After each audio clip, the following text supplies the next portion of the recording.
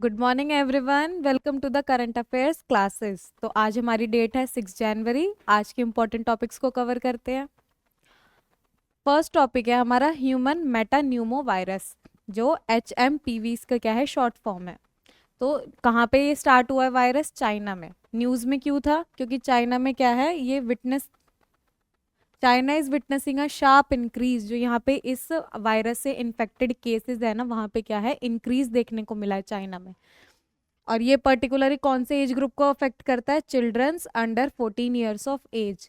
जो हमारे vulnerable people होते हैं ना, चिल्ड्रंस हो गया, ओल्ड एज हो गए, 60+ पीपल्स हो गए, या फिर जो ऑलरेडी किसी डिजीज से अफेक्ट है, तो वो क्या है, मोस्ट वल्नरेबल होते हैं किसी भी डिजीज से, किसी भी वायरस से। ठीक है। नेचर क्या है? रेस्पिरेटरी वायरस है। जैसे कोरोना वायरस एक रेस्पिरेटरी वायरस था ना, हमारे लंग्स को इम्पैक्ट करता है, सेम ये केस है। कॉज माइल्ड इन्फेक्शन होता है, resembling symptoms of common cold. जैसे कॉमन कोल्ड होती है, सर्दी खांसी होती है, तो हमें क्या है, इन्फेक्शन हो जाता है ना, सांस लेने में ये सारी चीज़ें की प्रॉब्लम्स आने लगती हैं। तो इस वायरस के भी सेम सिम्टम्स है। डिस्कवरी, फर्स्ट टाइम इसको कब डिस्कवर किया गया था? 2001 में। The HMPV virus belongs to the pneumoviridae family. और कौन सी फैमिली से बिलोंग करता है? Pneumoviridae family, along with respiratory syncytial virus, RSV से भी ये क्या है, थोड़ा बहुत लिंक्ड है। फैमिलीज के नेम वगैरह कर लेते हैं, इतना कुछ और डिटेल में जानना नहीं है। ट्रांसमिशन, फैलता कैसे है? जैसे कोविड-19 क्या था, हमारे वाटर ड्रॉपलेट्स के थ्रू फैलता था ना। रेस्पिरेटरी ड्रॉपलेट्स, जैसे जो हमारी छींक आती है, खांसी आती है, या फिर हम लोग किसी का जूठा खा लेते हैं, इन्हीं सभी मेथड्स के थ्रू क्या है, ये भी फैलता है। कफ और स्नीज के जो छींकते हैं, तो वाटर ड्रॉपलेट्स जो हमारी होती है ना, अगर वो किसी इन्फेक्टेड पर्सन से हेल्दी पर्सन को जाएगी, तो वो भी क्या है, प्रोन टू दिस वायरस हो जाएगा। सिम्टम्स क्या है? Cough, fever, shortness of breath. Shortness of breath मतलब कि सांस लेने में दिक्कत होती है। With potential complication like bronchitis and pneumonia, या फिर ब्रोंकिट्स और निमोनिया हो सकता है ना, लंग्स में प्रॉब्लम। ट्रीटमेंट क्या है? करंटली हमारे पास इस चीज़ की कोई भी वैक्सीन अवेलेबल नहीं है, ना ही कोई एंटीवायरल ट्रीटमेंट अवेलेबल है।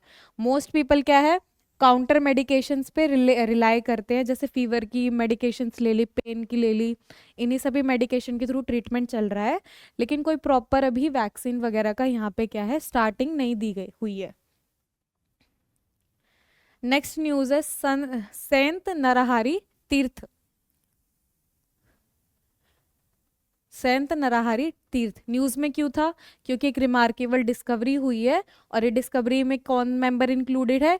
Team of research on culture and heritage, short form हो गई टॉर्च। इन्होंने क्या है, 3 फुट आइडल है 13th सेंचुरी सेंट नरहरि तीर्थ का, उसका रिसेंटली इनॉग्रेशन किया।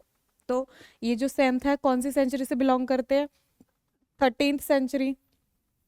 तो यहाँ पे इनके आइडल का क्या है, इनॉग्रेशन हुआ है।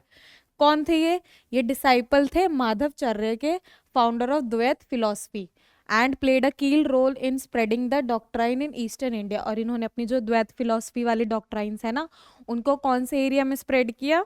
मतलब अपने जो विचार है, जो अपनी आइडियोलॉजीज है, प्रिंसिपल्स है, लोगों के बीच में उनको क्या किया, प्रीच किया। और मेनली ईस्टर्न इंडिया के रीजन में, पर्टिकुलरली इन कलिंग रीजन।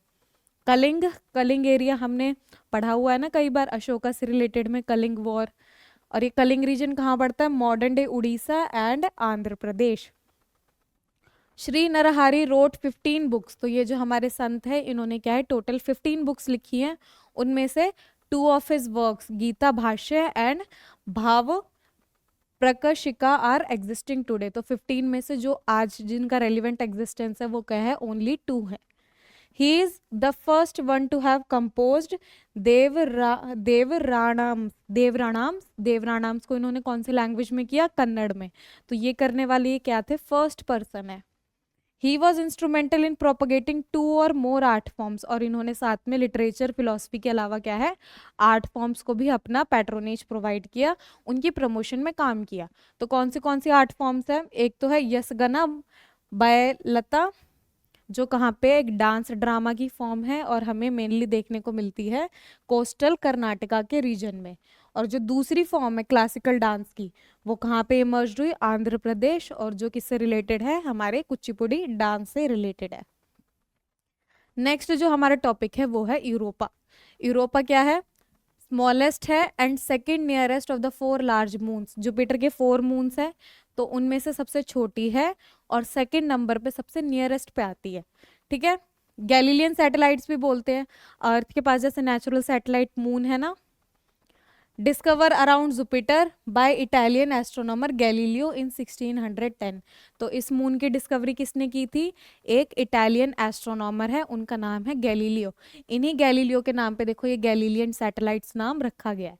और कब हुई थी? 1610 में ये डिस्कवरी हुई थी। यूरोपा क्या है? रॉकी ऑब्जेक्ट है, रॉक से इसका कॉम्पोजिशन बना हुआ है और वो कवर्ड किससे है? आइस से। आइस से क्यों है? क्योंकि सन से डिस्टेंस इसका दूर है। सन से डिस्टेंस दूर होने की वजह से टेम्परेचर डाउन है, और टेम्परेचर डाउन होने की वजह से वहाँ पे क्या है? आइस वगैरह की फॉर्मेशन हो गई है।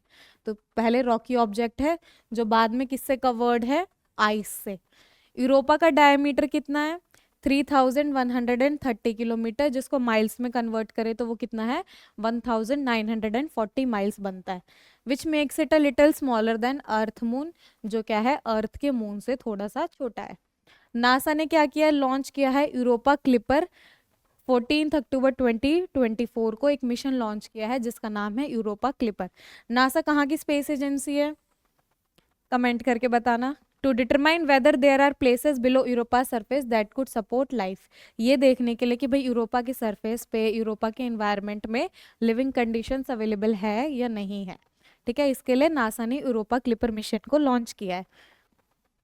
लास्ट करंट अफेयर्स के टॉपिक की तरफ चलते हैं। एक्सपोर्ट इंस्पेक्शन काउंसिल, जिसकी शॉर्ट फॉर्म है EIC।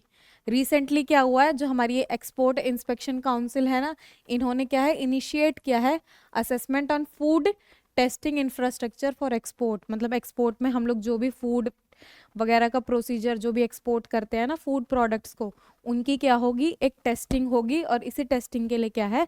एक इंफ्रास्ट्रक्चर रिस्पॉन्सिबल होगा। एक्सपोर्ट, जो हम लोग अपने यहाँ से प्रोडक्ट को बाहर देशों में बेचते हैं, तो इसको बोलते हैं एक्सपोर्ट। और बाहर देशों से जो हम लोग प्रोडक्ट परचेज करते हैं, मतलब बाहर से जो गुड अंदर की तरफ इंडिया में इनफ्लो करता है, उसको बोलते हैं इंपोर्ट। तो यहाँ पे किसको चेक करने के लिए बना हुआ है? एक्सपोर्ट को चेक करने के लिए। तो EIC क्या है? अपेक्स बॉडी है, एडवाइजरी बॉडी है गवर्नमेंट की। तो मतलब गवर्नमेंट को अलग अलग एक्सपोर्ट पॉलिसी, स्टैंडर्ड, क्वालिटीज़, और फिर जो हमारी कन्वेंशंस होती है, रूल्स होते हैं, इन पे क्या है? एडवाइस करती है। एस्टैब्लिश कब हुई थी? 1963 में इसको एस्टैब्लिश किया गया था। Section 3 of export quality control and inspection act 1963 के अंडर। तो अगर किसी भी बॉडी को हम लोग क्या है, किसी भी लेजिस्लेशन लॉ के अंडर अगर एस्टैब्लिश करते हैं, तो वो क्या बन जाती है? हमारी स्टैट्यूटरी बॉडी। नोडल एजेंसी कौन सी है? रिस्पॉन्सिबल कौन है इसके लिए? Ministry of commerce and industries की पेरेंट वो है, या फिर नोडल एजेंसी है। विजन क्या है? World wide access for Indian exports to meet international norms. International level पे जो भी हमारी क्वालिटी है, स्टैंडर्ड्स है, वो इंडियन एक्सपोर्ट्स क्या है? उनको मीट कर पाए, उनके लेवल पे कॉम्पीट कर पाए। इसलिए तो हमारे यहाँ की गुड्स की डिमांड बढ़ेगी ना। अगर हम इंटरनेशनल स्टैंडर्ड्स के हिसाब से अपने गुड्स को नहीं बेचेंगे, तो क्या है? वहाँ पे उनको वर्ल्ड लेवल पे कोई परचेज नहीं करेगा। तो इंटरनेशनल नॉर्म्स के अकॉर्डिंग अपने गुड्स के स्टैंडर्ड को मेंटेन करने के लिए ये इन्होंने क्या है? इसको एस्टैब्लिश किया है। ऑब्जेक्टिव्स क्या है? एक्सपोर्ट इंस्पेक्शन और सर्टिफिकेशन प्रोवाइड करेंगे इंफ्रास्ट्रक्चर को, कि भाई सर्टिफिकेट कि हाँ भाई ये स्टैंडर्ड्स को मीट कर रहा है। International standards for certification authority in consonance with World Trade Organization requirement. तो वर्ल्ड ट्रेड ऑर्गेनाइजेशन है ना, ग्लोबल लेवल पे है, इसका हेडक्वार्टर कहाँ पे है? वर्ल्ड ट्रेड ऑर्गेनाइजेशन का।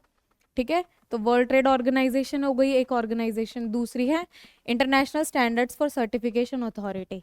तो इनके अकॉर्डिंग क्या है? सर्टिफिकेशन प्रोवाइड किया जाएगा, ऑथोराइजेशन प्रोवाइड किया जाएगा, इनके जो भी रिक्वायरमेंट्स हैं उनको फुलफिल किया जाएगा। तो यही सब क्या है? गोल है हमारी EIC का।